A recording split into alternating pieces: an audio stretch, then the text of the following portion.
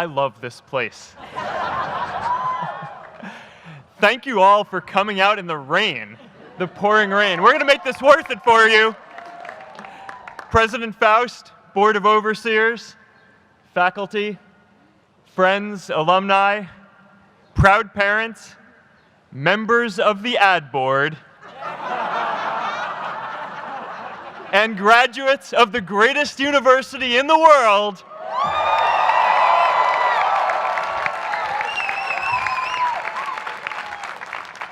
I am honored to be here with you today because, let's face it, you accomplished something I never could. If I get through this speech today, it'll be the first time I actually finish something here at Harvard.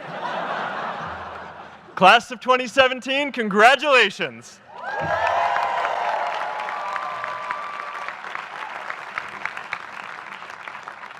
Now, I'm an unlikely speaker today, not just because I dropped out, but because we're technically in the same generation. We walked this yard less than a decade apart. We studied the same ideas and slept through the same Act 10 lectures. We may have taken different roads to get here, especially if you came all the way from the Quad.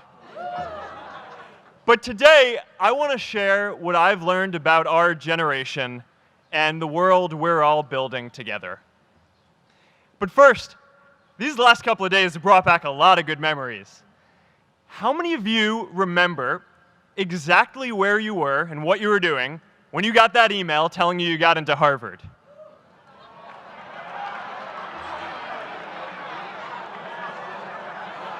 I was playing the video game Civilization, and I ran downstairs and got my dad, and for some reason, his first reaction was to video me opening the email. That could have been a really, really sad video. But I swear, getting into Harvard is the thing my parents are most proud of me for. My mom is nodding.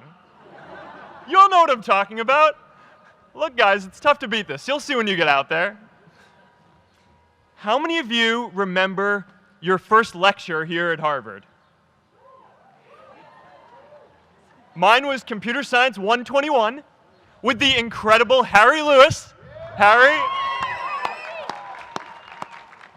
I was running late for class, so I threw on a t-shirt, and I didn't realize until afterwards that I put it on inside out and backwards, and my tag was sticking out the front.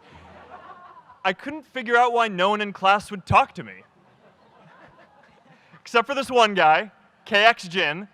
He just went with it. We started doing our problem sets together, and now he runs a big part of Facebook. And that, class of 2017, is why you should be nice to people.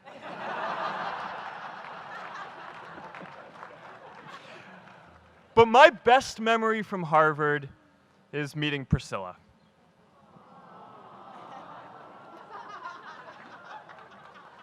I had just launched this prank website, Face Mash, and the ad board wanted to see me. Everyone thought I was going to get kicked out. My parents drove up here to help me pack my stuff. My friends threw me a going-away party. Who does that? As luck would have it, Priscilla was at that party with her friends, and we met in line for the bathroom in the Foho Bell Tower, and in what must be one of the all-time most romantic lines, I turned to her and said, "I'm getting kicked out in 3 days, so we need to go on a date quickly." Actually, any of you graduating today can use that line. "I'm getting kicked out today. We need to go on a date fast." I didn't end up getting kicked out. I did that to myself. Priscilla and I started dating, and, you know, that movie made it seem like Face Mash was so important to starting Facebook. It wasn't. But without Face Mash, I never would have met Priscilla. And Priscilla's the most important person in my life. So you could still say it was the most important thing I built in my time here.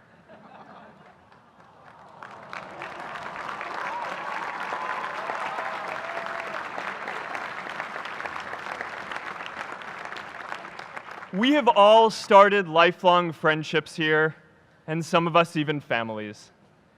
That's why I'm so grateful to this place. Thanks, Harvard.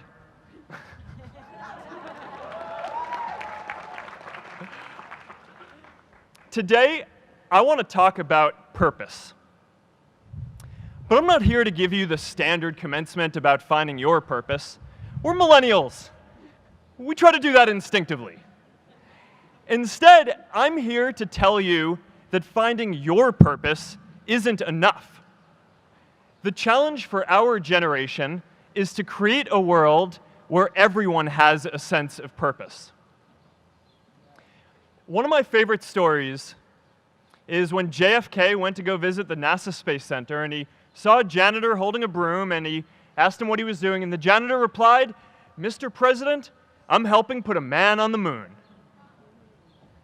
Purpose is that feeling that you are a part of something bigger than yourself, that you are needed, and that you have something better ahead to work for. Purpose is what creates true happiness. And you are graduating at a time when this is especially important. When our parents graduated, that sense of purpose reliably came from your job, your church, your community. But today, technology and automation are eliminating many jobs.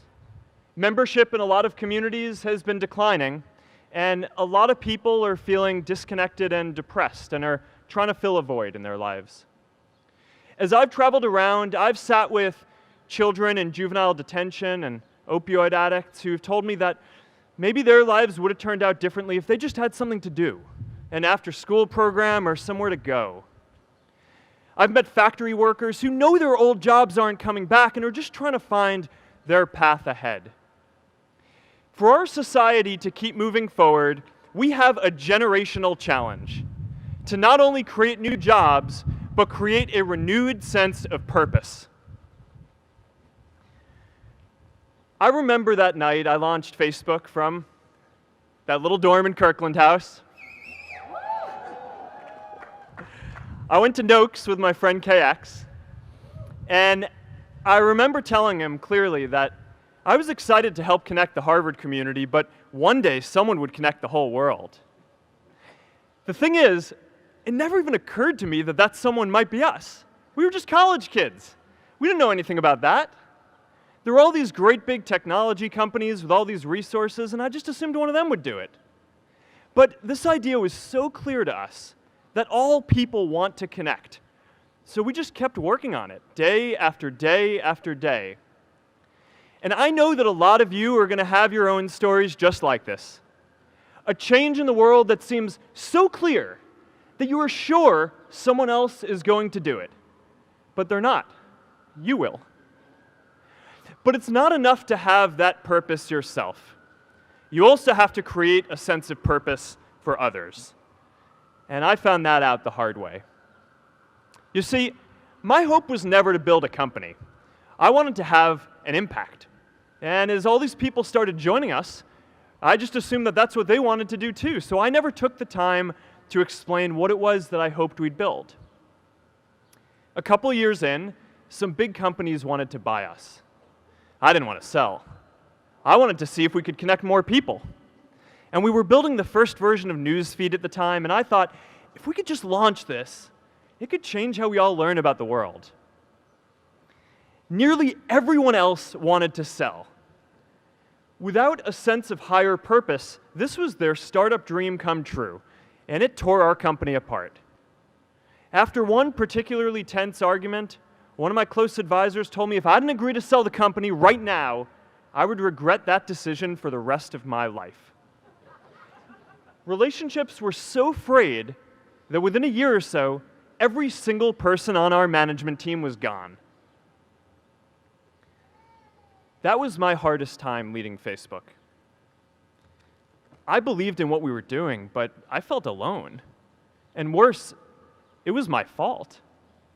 I wondered if I was just wrong, an imposter, a 22-year-old kid who had no idea how things actually worked. Now, years later, I understand that is how things work when there's no sense of higher purpose. So it's up to all of us to create it so we can all keep moving forward together. And today, I want to talk about 3 ways that we can create a world where everyone has a sense of purpose. By taking on big, meaningful projects together. By redefining equality so everyone has the freedom to pursue their purpose. And by building community all across the world. So first, let's take on big, meaningful projects. Our generation is going to have to deal with tens of millions of jobs replaced by automation like self-driving cars and trucks. But we have the potential to do so much more than that. Every generation has its defining works. More than 300,000 people worked to put that man on the moon, including that janitor.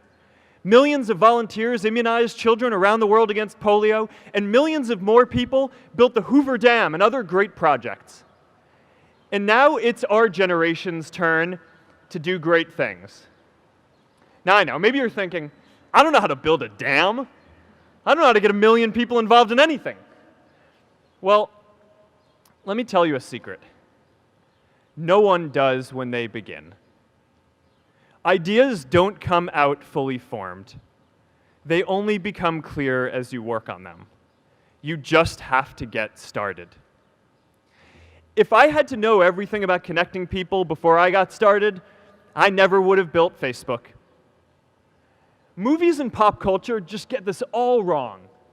The idea of a single eureka moment is a dangerous lie. It makes us feel inadequate because we feel like we haven't had ours yet. And it prevents people with seeds of good ideas from ever getting started in the first place. Oh, and you know what else movies get wrong about innovation? No one writes math formulas on glass, okay? All right? That's not a thing, okay?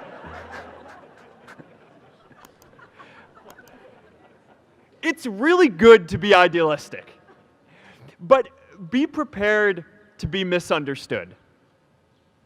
Anyone working on a big vision is going to get called crazy, even if you end up right. Anyone taking on a complex problem is going to get blamed for not fully understanding it, even though it's impossible to know everything up front. Anyone taking initiative will always get criticized for moving too fast because there's always someone who wants to slow you down. In our society, we often don't take on big things because we're so afraid of making mistakes that we ignore all the things wrong today if we do nothing. The reality is, anything we do today is going to have some issues in the future. But that can't stop us from getting started. So what are we waiting for? It is time for our generation-defining great works. How about stopping climate change before we destroy the planet and getting millions of people involved manufacturing and installing solar panels? How about curing all diseases and getting people involved by asking volunteers to share their health data, track their health data, and share their genomes? You know, today, our society spends more than 50 times as much treating people who are sick as we invest in finding cures so people don't get sick in the first place. It makes no sense. We can fix this. How about modernizing democracy so everyone can vote online? And how about personalizing education so everyone can learn? These achievements are all within our reach. Let's do them all in a way that gives everyone in our society a role. Let's do big things, not just to create progress, but to create purpose.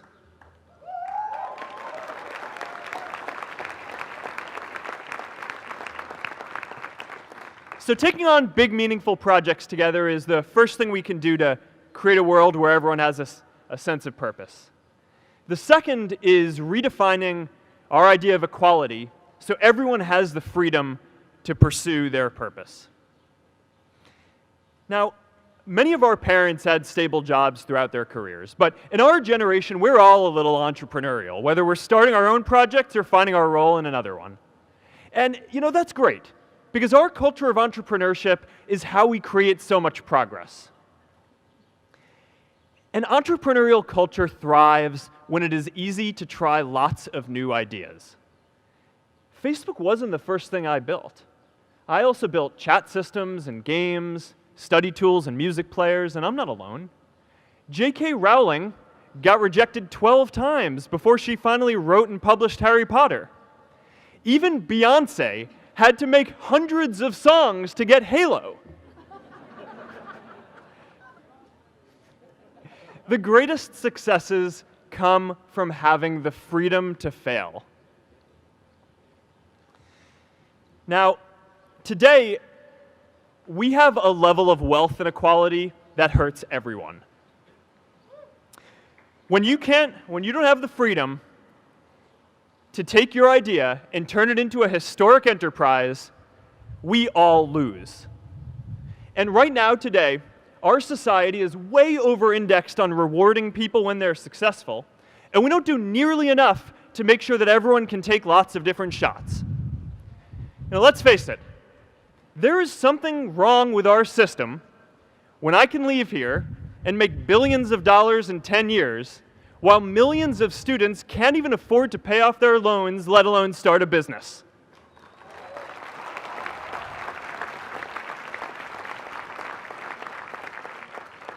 Look, I know a lot of entrepreneurs, and I don't know a single person who gave up on starting a business because they were worried they might not make enough money. But I know too many people who haven't had the chance to pursue their dreams because they didn't have a cushion to fall back on if they failed.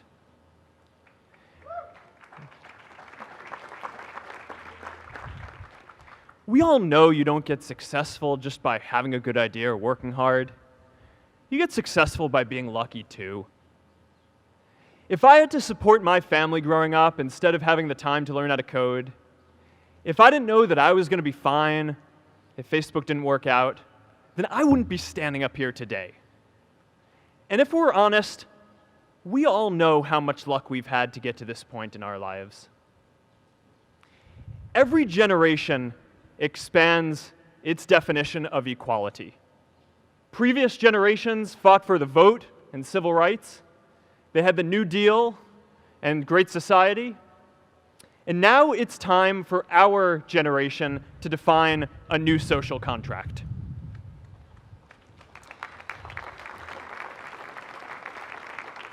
We should have a society that measures progress not just by economic metrics like GDP, but by how many of us have a role we find meaningful.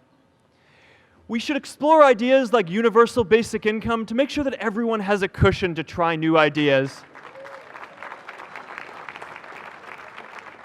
We're all going to change jobs and roles many times, so we need affordable childcare to get to work and healthcare that's not tied to just one employer.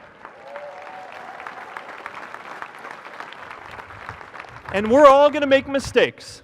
So we need a society that's less focused on locking us up and stigmatizing us when we do. And as our technology keeps on evolving, we need a society that is more focused on providing continuous education through our lives.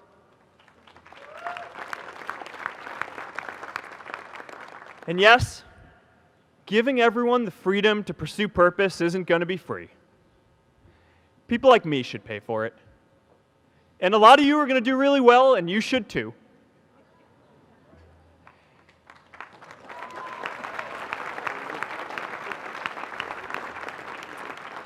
That is why Priscilla and I started the Chan Zuckerberg Initiative and committed our wealth to promoting equal opportunity.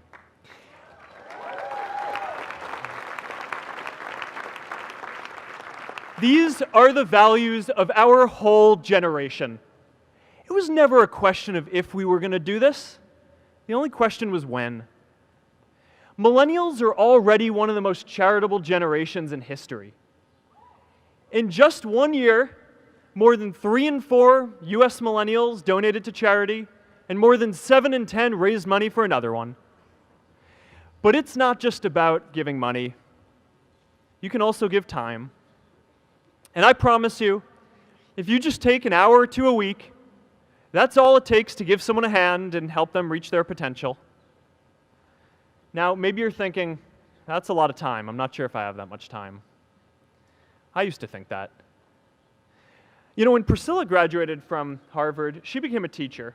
And before she'd do education work with me, she told me that I needed to get my own experience teaching a class. At first I complained. I said, I'm kind of busy. I'm running this company. But she insisted. So I taught an after-school program at the local Boys and Girls Club on entrepreneurship.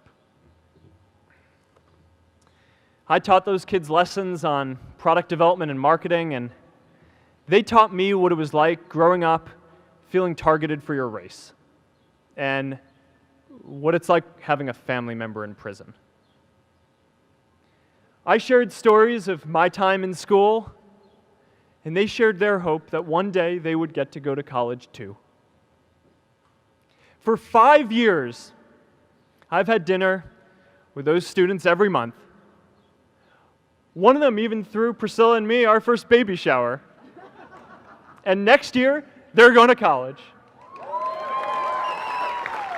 Every one of them, first generation in their families. We can all make time to give someone a hand. Let's give everyone the freedom to pursue purpose, not just because it's the right thing to do, but because when more people can turn their dreams into something great, we are all better for it.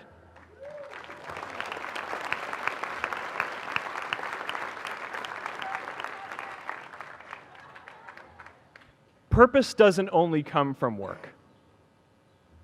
The third way we can create a sense of purpose for everyone is by building community. And in our generation, when we say purpose for everyone, we mean everyone in the world.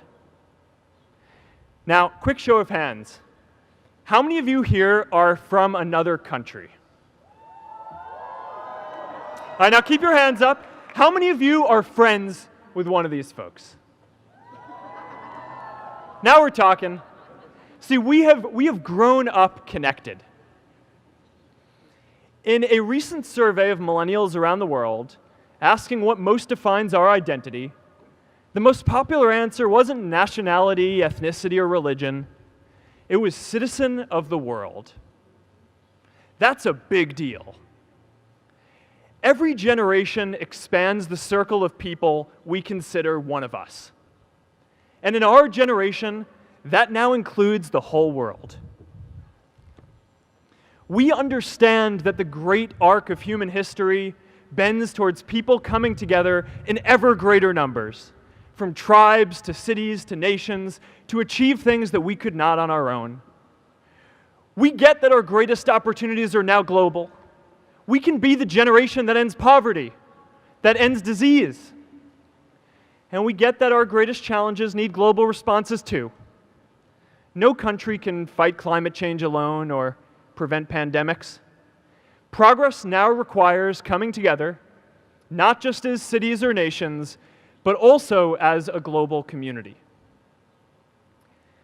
But we live in an unstable time. There are people left behind by globalization across the whole world. And it's tough to care about people in other places when we don't first feel good about our lives here at home. There's pressure to turn inwards. This is the struggle of our time. The forces of freedom, openness, and global community against the forces of authoritarianism, isolationism, and nationalism. Forces for the flow of knowledge, trade, and immigration against those who would slow them down. This is not a battle of nations. It is a battle of ideas. There are people in every country for more global connection, and there are good people against it. And this isn't going to be decided at the UN either.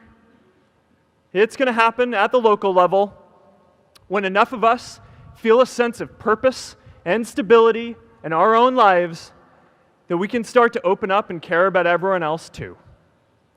And the best way to do that is to start building local communities right now.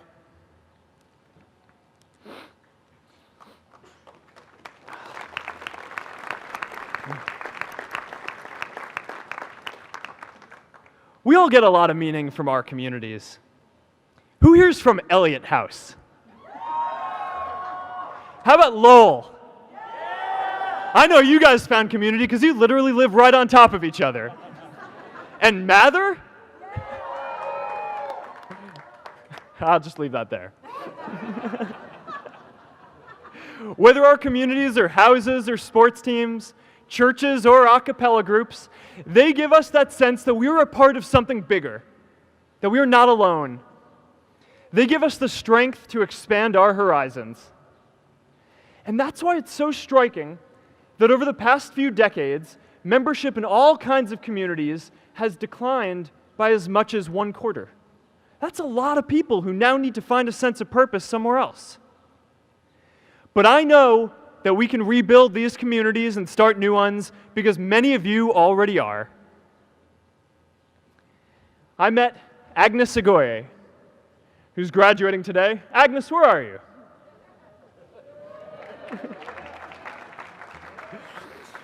Agnes spent her childhood navigating conflict zones with human trafficking in Uganda, and now she's trained thousands of law enforcement officials to keep communities safe.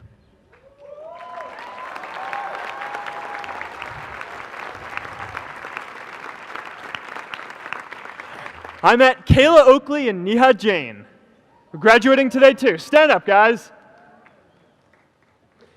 Kayla and Neha started a nonprofit that connects people suffering from chronic illnesses with people in their communities who are willing to help out.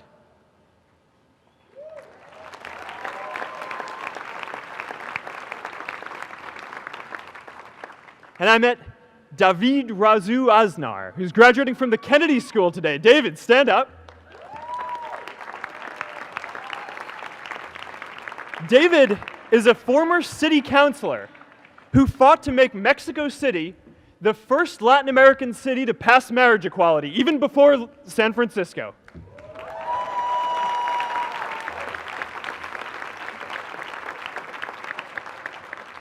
And this is my story too. A student in a dorm, connecting one community at a time, and keeping at it until one day we can connect the whole world. Change starts local. Even global change starts small with people like us.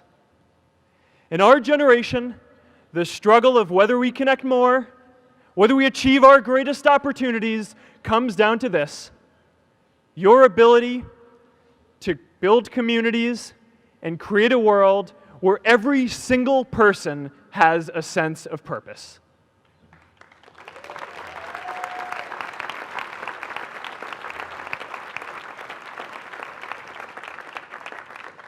Class of 2017, you are graduating into a world that needs purpose, and it's up to you to create it. Now, maybe you're asking yourself, can I really do this? Well, remember when I told you about that class I taught at the Boys and Girls Club? One day after class, I was talking to my students about going to college, and one of my top students raised his hand and said that he wasn't sure he could go to college because he's undocumented. He wasn't sure if they'd take him. Last year, I took him out to breakfast for his birthday, and I wanted to get him a gift, so I asked him what he wanted, and he just started talking about struggles that he saw other students in his class facing, and finally said, I'd really just like a book on social justice. I was blown away. Here is a young guy who has every reason to be cynical. He wasn't sure if the country he calls home, the only one he's known, was going to deny him his dream of going to college. But he wasn't feeling sorry for himself. He wasn't even thinking of himself. He has a greater sense of purpose, and he's going to bring people along with him. It says something about our situation today that I can't even say his name because I don't want to put him at risk. But if a high school senior who doesn't know what the future holds for him can do his part to move the world forward, then we owe it to the world to do our part too.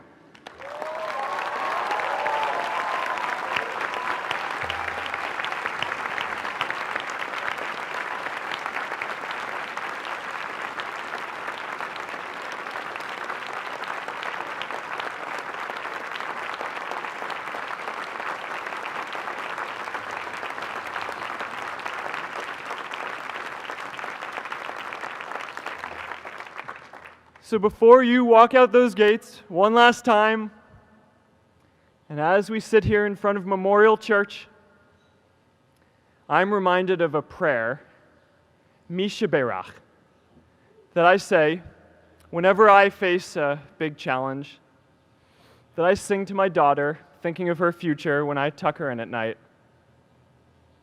And it goes, "May the source of strength, who's blessed the ones before us, help us find the courage to make our lives a blessing." I hope you find the courage to make your life a blessing. Congratulations, class of 2017. Good luck out there.